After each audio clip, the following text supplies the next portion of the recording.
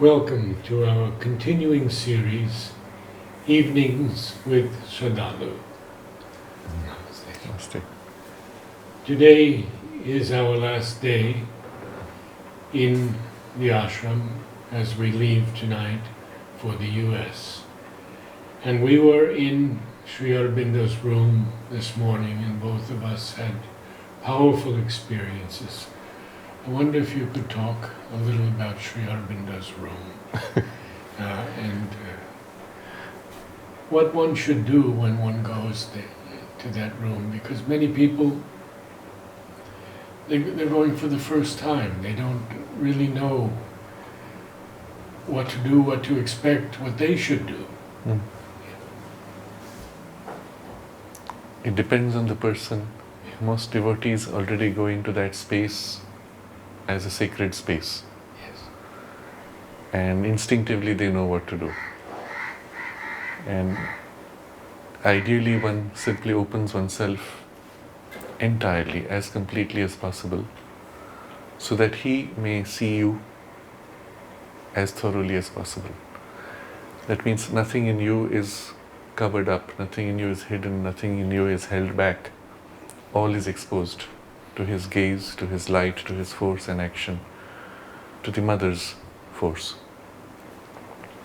When somebody goes who does not have that sensitivity, then of course they're looking at the room and what's this place like, what would it have been, and what are these little trinkets on the side.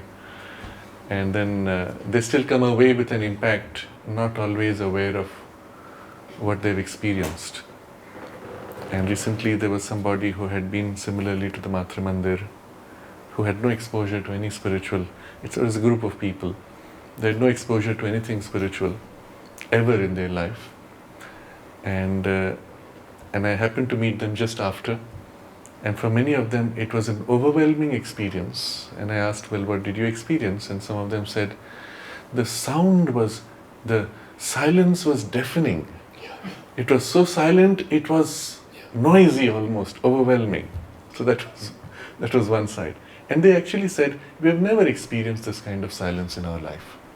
And so they had no means to adapt to, or they had no readiness to receive something which had such a powerful impact. And another person said, I was looking at everybody, and it is as if everybody was sitting there without moving, and everybody was dead. And they were all dead people. And when we went in, we didn't know whether to smile because nobody was smiling. All the attendants were looking at us very seriously. So we tried to smile and then we held back. So remember, they were going as tourists practically. And so there was an expectation of some tourist excitement or entertainment. But instead they found everyone serious, which for them was uncomfortable. But they adapted to that seriousness of it, but they couldn't take the impact of it. So anyway, going through that interaction with them, I made the person aware that what they experienced, what they described as everybody being as if dead, was the sense of unreality of forms and appearances. And they said, yes, that's what it is. So you see, they had no vocabulary to articulate an experience. And I said, it was in relation to something else within you which felt much more deep and real. And they said, yes, that's what it is. And so it was a deep spiritual experience. Most of the members of this group? Yes, everybody had a deep experience. But only one had a familiarity with the spiritual space and so could take it in the way it would register normally. Everybody else had a disorienting experience. And for some of them, if one of them even had a very powerful experience, closing eyes, he said, I just found myself going into a trance state. I have no memory of what happened. And then he had a dramatic experience of an exploding ball of light. And after that he didn't know what to do because the explosion was so intense, his head banged against the wall. But the point was, in each of them, there was this sense of being overwhelmed and then a complaint that never in our life we've been experienced with something like this, or we've never been prepared for something like this. And it made me feel a little sad because there are such fine people, young people, who will surely influence many more. Many of them are teachers. But they had no base, having gone to that age, nothing was given of which familiarized them with death. This was the reason I Yes. wanted them to go to Sri Aurobindo's room, Mhm. because I find that not enough is being taught of Mother and Sri Aurobindo, Mhm. Yes. and much more needs to be done Yes. in that area. That's a complaint we have even in Auroville. There is no teaching about Sri Aurobindo or the mother in the Auroville schools. In the ashram school, even the teaching is nominal. And so it's a real problem. And I think we have had a longer discussion about this. Yes. That we have not done enough to bring the living teaching, not as just a theoretical, academic, a living teaching and its implied practice, to the awareness of the people who are even coming here, who want to learn, who want to know. And even when people come for the darshans or even as casual visitors, there is no organized effort to bring awareness of what this place stands for, or what Sri Aurobindo and the Mother represent, or what their teaching is, at least in terms of how it can impact their life or their perspective and worldview. And this needs to be done. I know two people who meet and speak to the people going into the Matrimandir. Mm-hmm. If that were a possibility here in the ashram before people enter the samadhi, Mm-hmm. it would be something very powerful. It Yes. would give them some basis of why they were going around this and around this tomb or whatever they think about it. Uh-huh. Yes, I have occasionally seen there are groups which come from abroad, and there's a tour guide, which is telling them stuff. And then I found one of the women running across to the whole group saying, "Hey, I just discovered that thing is a tomb." And that's all. That's all it meant, finally. Yes. Well, we have some very interesting questions here, and one of these is about stars and galaxies. How can flying saucers reach other stars without spending years to travel? And then, consequent to that, what will be the fuel, the energy they use to travel? And what is the 0-point energy or free energy? Good question. We have to put this in context with our discussion last time. Yes, yes. Where the two important ideas. First was that everywhere in the universe, wherever there is matter, there has to be life. Wherever there is life, there has to be mind, consciousness emergent. Because there is an involution, and this is Sri Aurobindo's part of the basic philosophy, that a spiritual consciousness reduces itself, involves to become mind, life, and eventually matter. And locked into matter, eventually life pushes out to emerge everywhere without exception. This is a very important idea which should be part of our textbooks as children. We should have grown up with the idea that everywhere life exists. Now, it may have evolved to different degrees, and we may then recognize that our Earth is one of the youngest planets. 4 billion years, at least according to science. And there are out there suns which are much older, and their solar systems which are much older. And so if in 4 billion years we can get to where we are, throw in another few million years, barely a few percentages more, or throw in 500 million years more, and that would be barely 10%, 12% more. And how much could happen for us? How much more we could evolve if we continued at this pace? And out there, obviously, there have to be civilizations which are that much evolved or even more evolved, and some which are less evolved, or planets where life is less evolved. And so our perspective of the universe changes. We have to now recognize if there are literally trillions of galaxies, and in each galaxy trillions of stars, and for each star at least a few dozen planets, a dozen planets, and upon some of them at least life evolving, there has to be lots of life, but all kinds of life equally. So the diversity of life forms emergent on Earth is so great. And just because the human being has evolved to become conscious mind does not mean that others cannot evolve given enough time. So equally there could be life forms elsewhere which are amphibious but which are reasoning, thinking beings. And so last time we also touched upon this idea that there is a prototype framework for the thinking conscious being, which is this five-pointed star as we described it. So this is the second important idea, that evolution being everywhere in the material plane, in the universe. Obviously, if they have evolved sufficiently, they should be able to travel across great distances. And then the question is, how do they do it? And have they visited us? The evidence from the human past, going back even a few thousand years, is overwhelming, that we have been visited by beings from other planets. Now we could say they're coming from our own Earth. Maybe there are civilizations inside the Earth who are coming out and visiting us, but that would not explain why they would remain hidden for so long. And it does not explain the fact that many of them who have visited the Earth and met with human beings have told them, we have come from such and such planet or star system. There's this classic example of a tribe in Africa which worships a particular star, the Dogon star, I believe. Or is it Dogon tribe? It's the Dogon country. Dogon country. It's in Mali, I think. In Mali. Okay. And they look at a particular star which is sacred for them.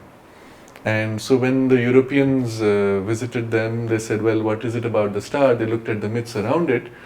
And the Dogon people have this belief that it's a twin star. It's not one star, it's two revolving around each other. It's a binary star. And there are planets around it. And beings from that planet have come and met them and given them basic knowledge of life. And so when this was first recorded, our telescopes were not powerful enough to actually be able to see what the star was like. Subsequently, our telescopes confirm it's a binary star. Now, how do you explain that? Here's a very ancient tradition that says there's a binary star and people from there have come and taught them. And equally, we will find across many of the civilizations of the Earth, the Pleiades have a special place. That's a bunch of 7 stars as we see them from here, but with telescopes we can see it's an entire cluster of stars. And subsequently, we discover in recent times beings from the Pleiades who have come and met with human beings, who have a human appearance, indistinguishable from other beings, human beings on the Earth. The advantage, of course, for them is the human type is so varied. We have so many distinctions among races that if somebody comes who has a particular type, he inevitably ends up resembling something or the other among the human races. And so it's easy for them to blend in if they are of similar type. But these beings coming, then speaking to human beings, saying, we're here to warn you that you should not be exploding atom bombs, for example. We find a large cluster of experiences of flying saucers because they're disc-shaped. They come and land, people come out, meet with human beings, go away, and sometimes with repeated contact. They take time to learn the human languages in order to be able to interface with us, and so on. But I was speaking of evidence going far back. You have paintings in old churches in Europe going back 500 years which show flying discs with light radiating around. You have cave paintings which show flying discs. We recently discovered in India, in Chhattisgarh, there's a whole system of paintings on caves which are dated going back more than 5,000 years, which show human beings wearing space suits and flying discs with light radiating, or flying saucer-shaped discs with light radiating. And all these point to the fact that humanity has been visited for a very long time. The question, of course, is how do they travel so fast? How much time do they take to travel? Maybe they traveled for a few hundred years, because according to current science, you cannot go faster than the speed of light. If that is the case, then the nearest star system from us is 4 light years away. That means if you travel at the speed of light, it will take you 4 years. Since you can't travel at the speed of light, it will take you at least, at the very least, a dozen years, maybe more, just to go from one end to the other. How do you survive in space? And what kind of propellant do you have which can keep you going for 12 years and then slow down and then come back? So from our current technology, it's impossible to be able to do that. But we can certainly conceive that in time the technologies could improve. Is there a framework with which we can understand this? So there are two ways to approach this. One is look at the evidence of what beings from those planets have said to human beings when they meet, of how they travel. And I've looked at a lot of this literature. There are several kinds of propulsion systems which are recorded. One of the things which we have seen, I mean by we, humanity, has seen when these flying saucers come in Earth's atmosphere, they travel extremely fast, much faster than anything which we have of human technology. So the earliest recent recordings of their interactions with humans or challenges to human space flight or aeronautics is during the Second World War, when certain flying craft were seen paralleling the British planes, except that they would fly along, they were like glowing balls, and then suddenly they would zoom off at high speed, and leaving behind no wake, no shaking of the air which would have shaken the plane otherwise. So the movement is silent. Absolutely silent, no sound, and then they move at the pace of the plane. When the plane turns, they follow. So intelligent life. And then suddenly they zoom off, just like that, vertically. And so fast that literally they seem to vanish. What were they doing? They were observing. Observing. Because a lot of things were happening during the Second World War. There were efforts to develop dangerous weapons, particularly nuclear weapons, which had created for them, sent out dangerous signals. Here's a civilization on the brink of self-destruction. So they came. Hitler was intent on developing this new weapon. Yes, and there is evidence that in fact they developed many advanced weapons. Some of them had similarities to nuclear explosions. Others were even more effective in that they could create the equivalent of a nuclear explosion but without the radioactive waste. And these are currently used. The same weapons have been developed and more refined. From the US, it's called the MOAB. Now the technical term is different, but the common terminology of the abbreviation is Mother of All Bombs. What it does is it releases a fine mist of propellant and then lights it up. So it creates a massive explosion spanning half a kilometer or more, but it burns it up, and because it burns it, it creates a suction, and so it pulls air from outside. So it sucks out the oxygen, the air from outside rushes, so there's an explosion outward followed by an implosion inward, which is enough to destroy everything. And nothing survives, no life form. But depending on how it is used, sometimes buildings can survive. Or depending on how it's done, again, buildings may also be equally flattened out. But these kinds of weapons were developed at that time. So obviously for any higher intelligence or more developed race who has been probably through similar passages, because it's a developmental passage of the intellect really. The intellect seized by the ego now wanting to take upon nature's powers and turn them against your own humankind. And Sri Aurobindo documents this beautifully in Savitri. That passage is inevitable for every civilization at some point or other. And they've been through it, they're worried for you. And so there were a series of contacts with beings from other planets coming in the late 40s, early 50s. Many of them were recorded by the military of all these countries because they were wondering, is it the Soviets coming to the US? And the Soviets were wondering, is it the Americans coming to the USSR? And they would monitor these things. When they would send a missile to knock it out, this thing would just zip around. And there was no way to hit them. But last time you spoke about them targeting missiles and bringing them down. So these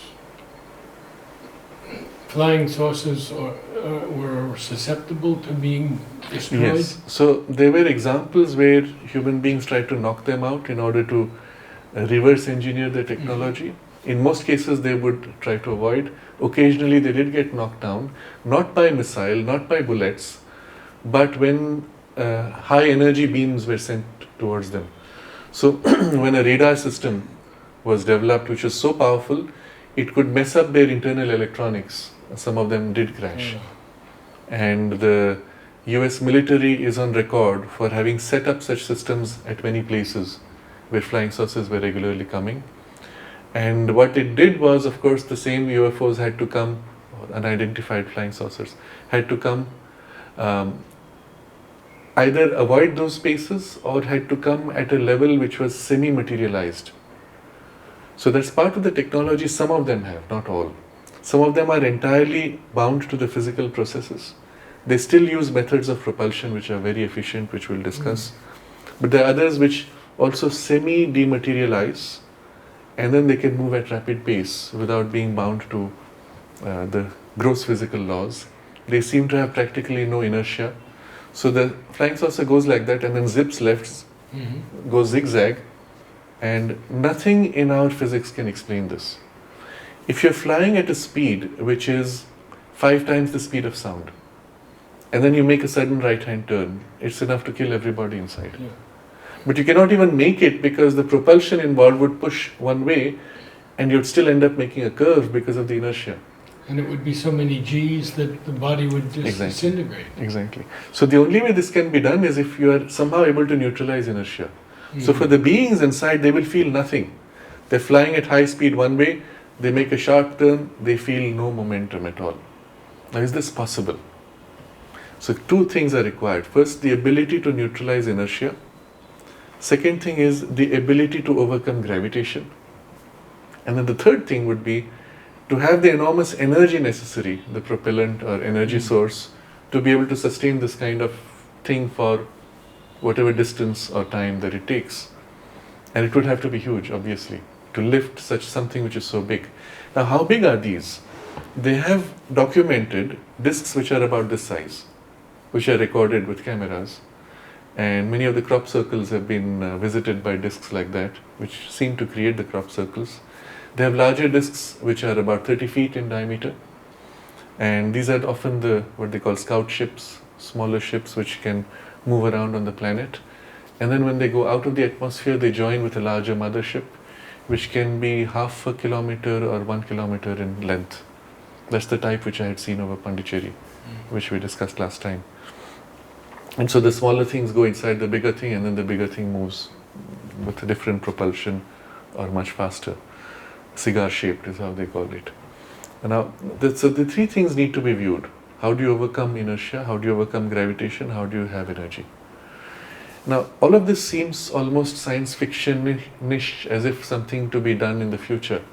You'll be surprised to know experiments to do these 3 things are recorded in the 1930s, as early as 1920s. And for some reason, the documentation is there, reports are there, magazines publish the results of these experiments, and some of them are dramatic. For some reason, all of this is as if held withdrawn, kept away from textbooks, so that humanity may not have access to the technology and the implications that the technology has. And so just briefly look at the implication. What if you had a way to neutralize gravity and move at rapid speed, sitting in a little device the size of a car? What would you do? Where would your car go? Remember, you can float off and go anywhere. Where would you go? You would fly up. You would wander all over the earth. What's your mood? Shall we go across to the other side of the earth? And it'll take you barely half an hour to get there at the speeds that you can, or maybe less. So let's go for a picnic on the other side of the world. Suddenly, passports and visas have no value. You cannot prevent people from going anywhere where they want. And since you're traveling vertically, you go up, you travel where you want, and land on someone's terrace. No privacy. And if a terrorist decides to use this as a vehicle, well, you have a built-in missile which can travel at high speed, knock into anything.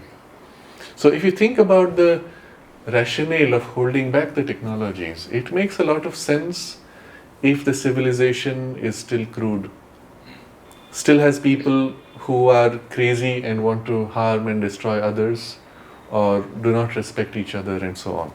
So maybe that may be a justification for holding back. But on the other hand, precisely because the technologies are held back, you have unequal development and oppression from one part of humanity over others. You spoke two things I wanted to pick up. Mm-hmm. One of them is about these science fiction writers, Mm-hmm. because Mother says that nothing can be imagined that isn't already in existence. True. And some of them have written extraordinary works Yes. about this very thing we're talking about. Exactly. In fact, many writings which were science fiction 50 years ago became the norm today, Yes. isn't it? In fact, the Mother herself records what she sees of the future in a way that at that time you had no vocabulary for. I give an example. She's speaking of the use of money. And then she says, at a certain point, she says, eventually in the future, the whole thing will change. It will become a barter system. But that's still far away. And that's what she wanted in Auroville, to be free of money. But before that, she says, now remember, she is seeing something and trying to describe how it works. She says, they will find a way to somehow connect all the financial transactions with a central location.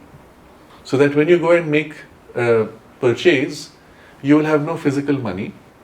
And the amount which you are paying will be deducted from your account and credited to the other fellow's account. Of course, she's using a different vocabulary. But the idea is this, that you do not carry physical money. Somewhere in one center, the transaction is actually made of a transfer of numbers from one person to another. And they'll find a way to connect from that center to where you are. Now imagine in the 1950s when she says this, people will say, oh, this is impossible. How can you connect a great distance? With radio waves? No, but you can't have radio waves for each person. It would be unimaginable. Today with your mobile phone, you're doing that all the time. All right. You're completely cashless Yeah. in certain parts of the world. And so it's something like this.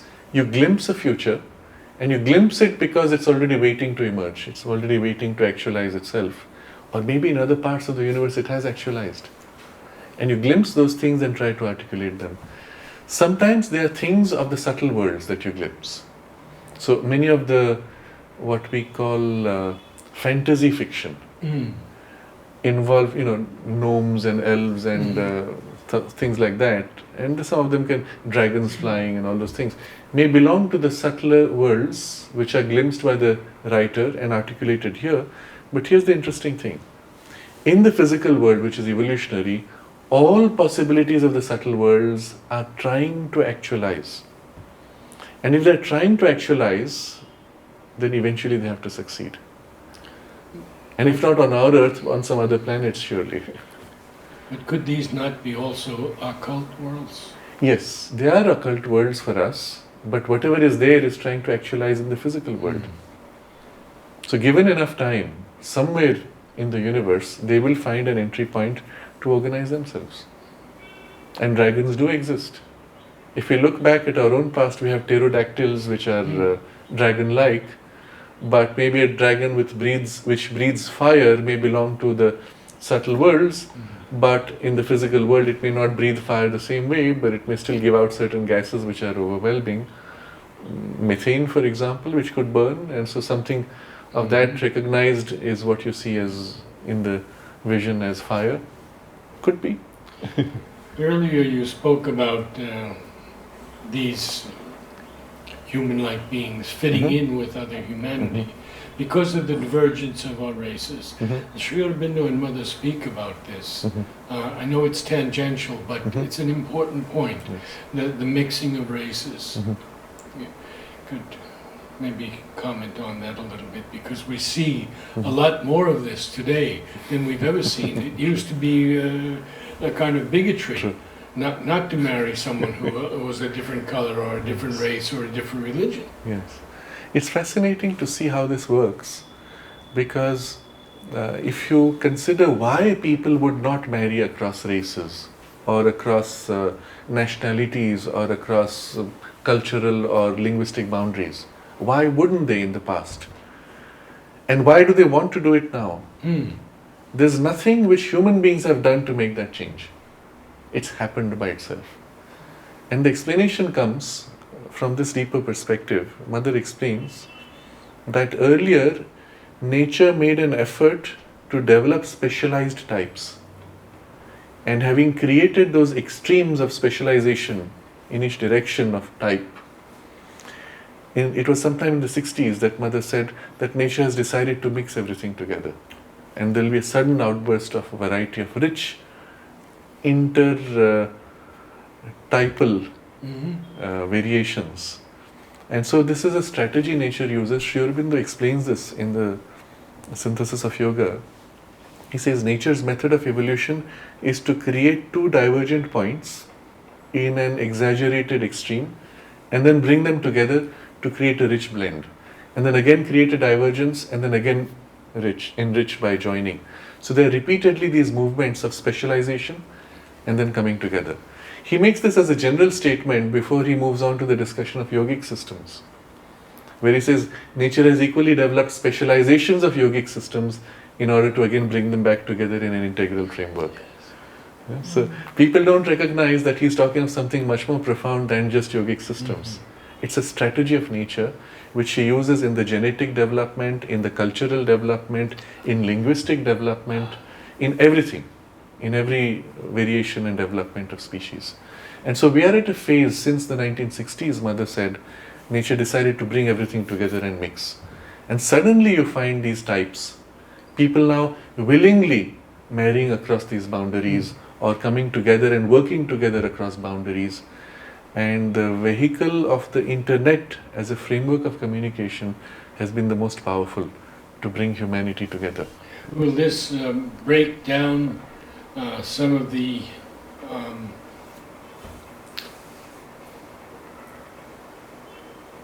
traditions of certain countries and certain peoples? Yes. So what would decide whether this mix takes place or the exclusive tendency remains?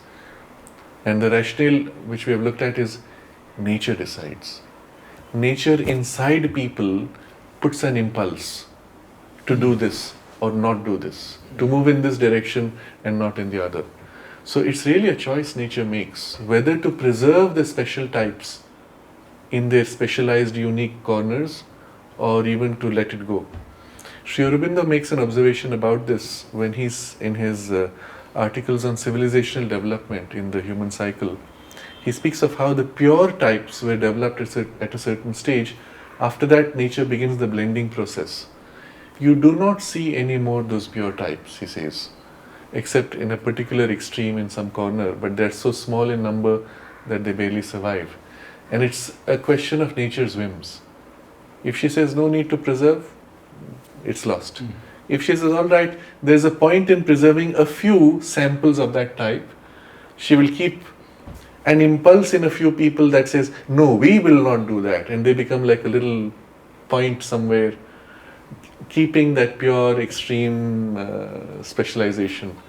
And that still exists in certain kinds of religions, in certain types of cultural interests also. But it doesn't obviate what Mother said about having the pavilions in Auroville with people's cultures. So the objective here, remember, is not creating a uniformity. Nature wants diversity. But for a rich diversity, what is it that will be the nourishing stream? If you blend too much, then there is no distinct source. So the goal for nature is to be, that's why her strategy is first to build up these specializations, which then become the origin for the nourishing streams. But the goal for nature through it is to retain what the specialization represented as a principle. Which is why today we are seeing these two different movements in the world. One is an attempt to blend all cultures and mix them into uniformity, and instinctively the national identities or cultural units pulling back from that mixture of globalization to protect their unit.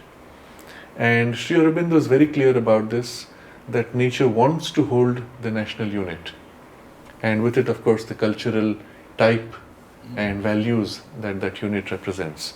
So in Auroville, Mother wanted that each of these units should be represented in a pavilion of the culture, of the best and highest and most uplifting aspects of the culture, which it has to share with humanity. Now that's happening on a global scale, but remember Auroville is a miniature world, so you also represent each of those cultures in their pavilions so that they become the nourishing sources for those values in the mini world that Auroville represents.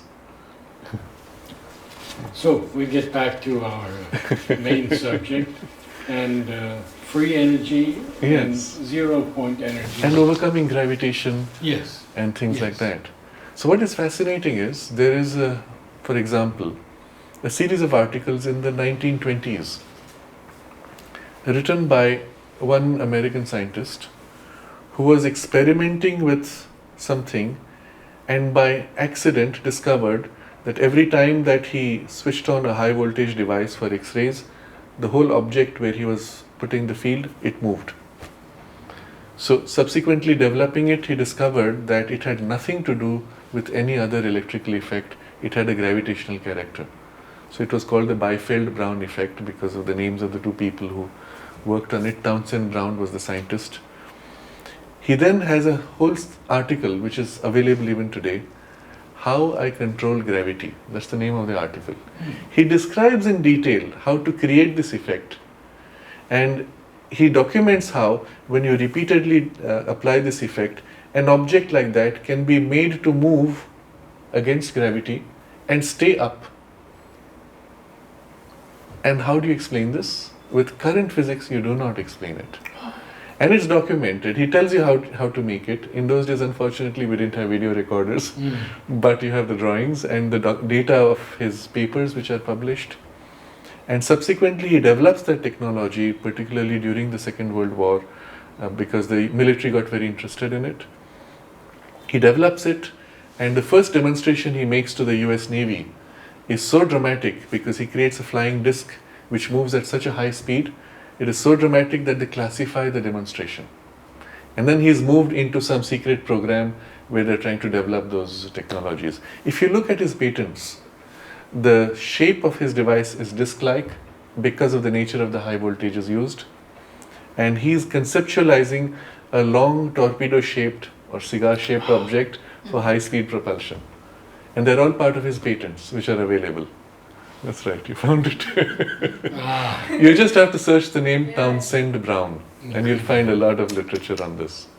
Except that, afterwards there's an attempt to suppress all that technology. And it's classified. And one can understand with the Cold War and everything else. Absolutely, absolutely. Yes. But this is one example. But there are many streams of such technology. I'll give another example. This was in London. A scientist working on developing different kinds of antenna. So he creates a spiral-shaped antenna, and he finds that when he pulses it in a particular way, the whole antenna, rather than broadcasting radio waves, simply floats up into the air, anti-gravity. Now, how simple is it? All you have to do is pulse a particular shaped coil in a particular way, and you have anti-gravity. And the natural shape of it is a long cylinder, cigar-shaped. Now, this is all going back to 1920s. Let's fast forward now. After the Second World War, when many of these technologies were actually activated and taken up seriously because now you needed it for the Cold War. 1950, 51, 52, 53. You will find a series of articles appearing in all the major defense journals and aeronautical journals, with the then CEO or managing director of Boeing, Northrop, and all the British air, whatever I don't remember the terms of those companies anymore. All these people working in building aeroplanes. The heads of these companies now making public statements that we are at the end of aeronautical age. What's aeronautics? Aeronautics is when you have a plane wing and the air has to flow over the wing to give it a lift. That's aeronautics. And they say we are at the end of the age of aeronautics because once you overcome gravity, you don't care the shape of the wings.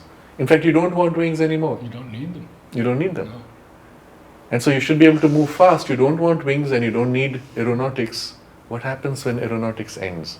Then you move into anti-gravity. They're speaking of gravitation control, gravitational modification, and all this is happening by the biggest names of these companies making crafts up to 1953. And there are, in those days, all the popular science journals, one is called Popular Science, they had these articles about the anti-gravity age, which is imminent, within a few years. Okay, some of them say within 2 years we are going to announce this. Now they are not saying this if they have not already done the research. I've seen a video in which the head of Skunk Works, which is the specialized research unit of what's the company? Northrop? No, what's the other? Well, one of these military companies, one of the biggest ones.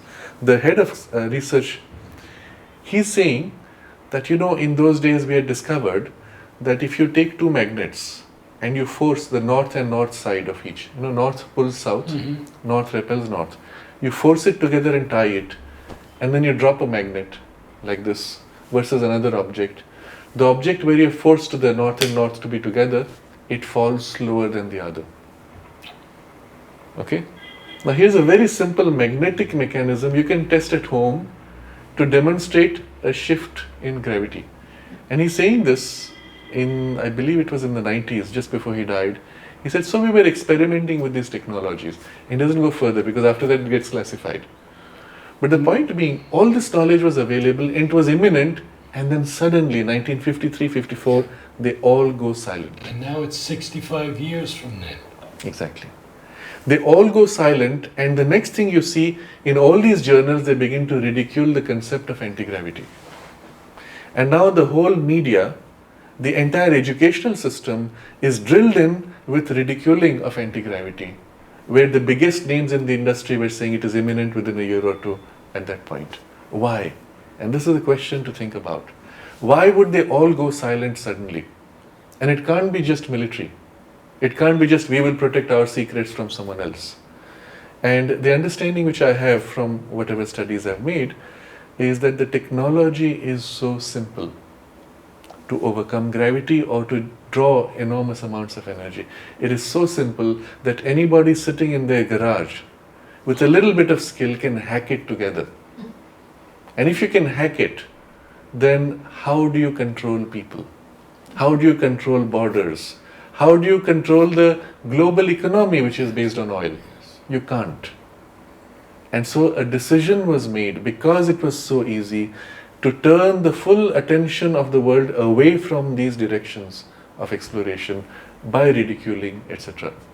And one of the reasons why the whole knowledge of and information of the photographs of measurements of flying saucers, all of which are military data recorded, many of them declassified today. The reason why all this was suppressed is so that people will not start thinking in that direction.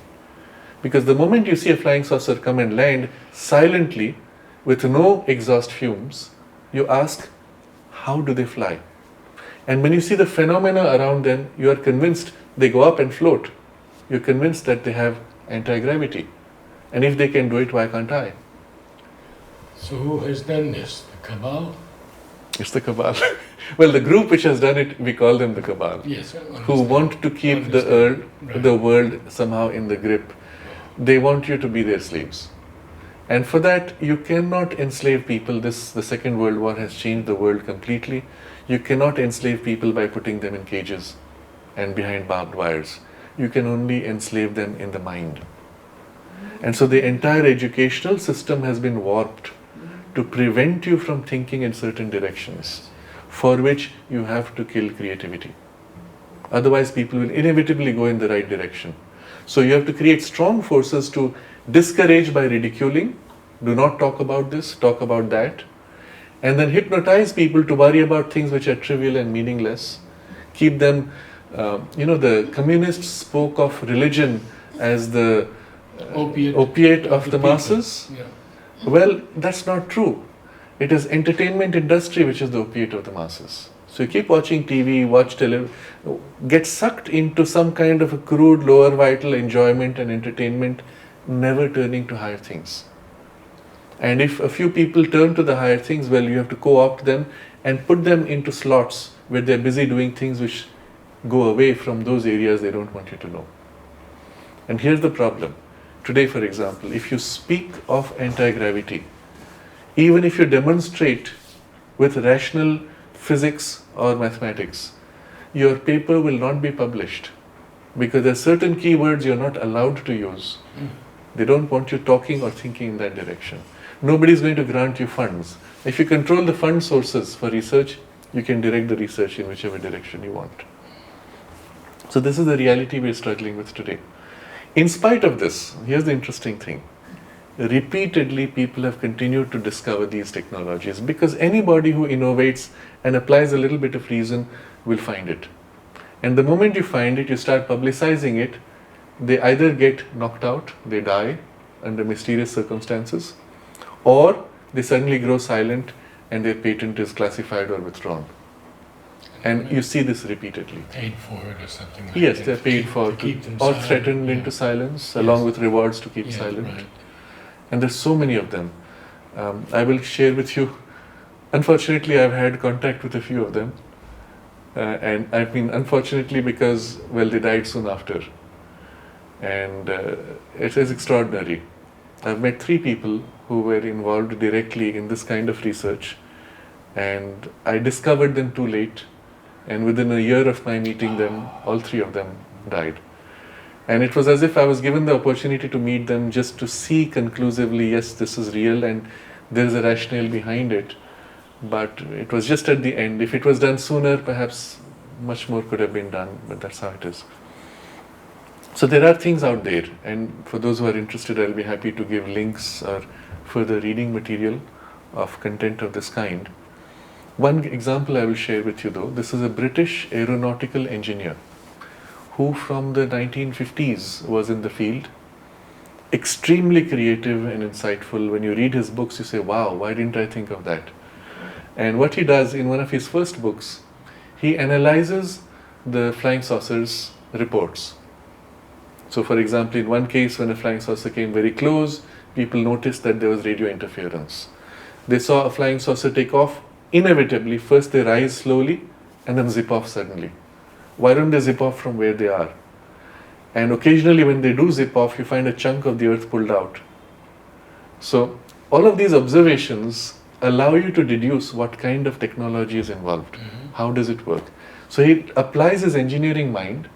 Based on these observations, he literally rebuilds the foundations of these technologies. And so his first book, which he published, discussed this and went quite deep into the whole matter. And remember, this must have been in the 60s, I think, late 60s that he published his book. It was to be published in the usual letterpress, which was all available at that time. And he documents how he had the last proofs which he had okayed. It went back, and when the printed book came, he said entire paragraphs had been misplaced, words had been replaced, and it was trash. And the pile of books which was delivered to him was soggy, wet with water. Now he said it was clear somebody had intervened to damage the work that he had done, and he had lost he was printing it of his own money, he lost all his money in the process. Then he began to serialize some of these chapters in the New York Times. So a few chapters came, major newspaper in the US, in New York, and after that the rest was to be coming in the book, which was to be published in New York. The company which was publishing it suddenly went bankrupt. After printing 4,000 copies, they pulped the 4,000 copies and they went bankrupt. A year later, the company comes back, it's back in print with all their earlier titles, only this one title missing, and it goes on. And all the money which he had paid for the printing is gone. And when you find repeatedly interventions like that, you know that something more serious is afoot. And then he documents one more incident where a US official from the US military came to visit because he was working in one of the British aeronautical companies. So this official comes for an official visit, he goes through, and at the end of the visit, he says to the head of the company, for God's sake, man, just tell me, stop hiding. How far are you with negative gravity? Because this man had published this book, they assumed the company was doing research in negative gravity. And so the head of the company was scratching his head. He couldn't say, no, we are not doing, because he didn't know what issues were involved. He said, oh, we have just touched 0.5%. And the official gave a broad grin, satisfied that they were nowhere close, and he walks away. Now all of this is part of the documentation of this man's life, showing you that everybody was interested in his books. Copies of what he finally did print sold out, but after that nobody wanted to print any more copies. Now that book is available for easily, but not publicized anymore. So to show you that people have not only discovered, but they've always been sidelined, suppressed, because there are forces which don't want this radical change. If you think of it, look back, electric cars were the norm in 1905. Did you know that? They were all electric to begin with because it's the most efficient way of doing it. And then it was as if the electric car was killed, and instead they brought these fossil fuel based internal combustion engines, which took many decades to perfect, to become efficient enough. Even then, if you look at internal combustion engines of 1970s and 80s, the USA had the most inefficient engines. The Japanese were producing mileage which was like almost double of the US. Why would you do that? Why would you not allow higher efficiency? And it's because of the oil industry which wants to keep people paying money by keeping things inefficient. Well, thank you so much. It was wonderful. Yes. We'll take a break.